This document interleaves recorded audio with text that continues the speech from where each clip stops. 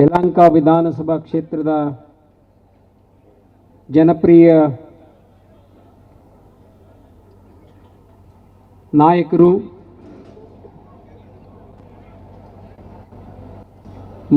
ಮಾಜಿ ಶಾಸಕರು ಆದ ಮುಂಗಾರು ಮಳೆ ಕೃಷ್ಣಪ್ಪನವರೇ, ಹಿರಿಯರು,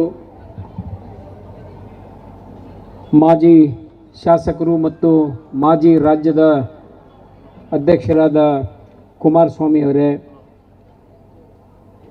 ಸ್ನೇಹಿತರಾದ ರಮೇಶ್ ಗೌಡ್ರೆ, ಇನ್ನೋರ್ವ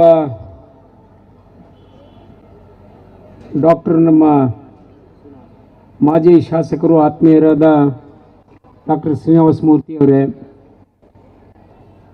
ವೇದಿಕೆ ಮೇಲಿರುವ ಪಕ್ಷದ ಎಲ್ಲ ಮುಖಂಡರೇ, ಮುಂಭಾಗದಲ್ಲಿರುವ ನಮ್ಮ ಪಕ್ಷದ ಅಭಿಮಾನಿ ಕಾರ್ಯಕರ್ತರೇ, ತಾಯಂದಿರೇ, ಯುವಕ ಮಿತ್ರರೇ, ಮಾಧ್ಯಮದ ಸ್ನೇಹಿತರೇ,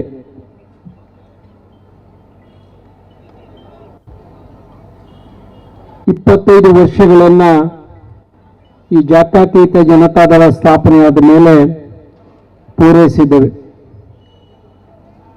ಕುಮಾರಣ್ಣನವರು ಈ ನಾಡು ಕಂಡ ಅಪರೂಪದ ರಾಜಕಾರಣಿ, ಹೃದಯ ವೈಶಾಲ್ಯದ ಗಣಿ. ಅವರು 2 ಸಾರಿ ಈ ರಾಜ್ಯದ ಮುಖ್ಯಮಂತ್ರಿ ಆಗುವ ಅವಕಾಶ ಬಂತು. ಆದರೆ ದುರ್ದೈವ, ಜನ ಮಾಡಿದ ಮುಖ್ಯಮಂತ್ರಿ ಆಗಲಿಲ್ಲ, ದೇವರು ಮಾಡಿದ ಮುಖ್ಯಮಂತ್ರಿ ಆದರು.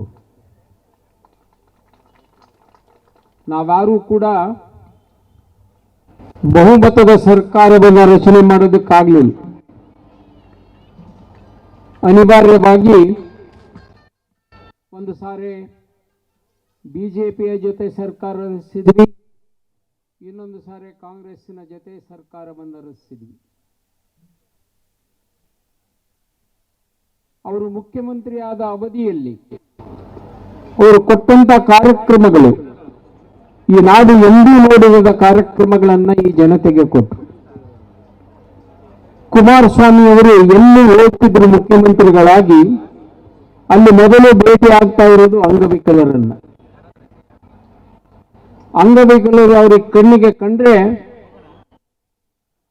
ಅವರನ್ನ ಮೊದಲು ಮಾತನಾಡಿಸಿ ಮುಂದೆ ಹೋಗ್ತಕ್ಕಂಥ ಪರಿಪಾಠವನ್ನ ಅವರು ಅಧಿಕಾರದಲ್ಲಿದ್ದಾಗ ಅನುಸರಿಸಿದ್ದನ್ನು ನಾವು ಜೊತೆಯಲ್ಲೂ ನೋಡಿದ್ದೇವೆ.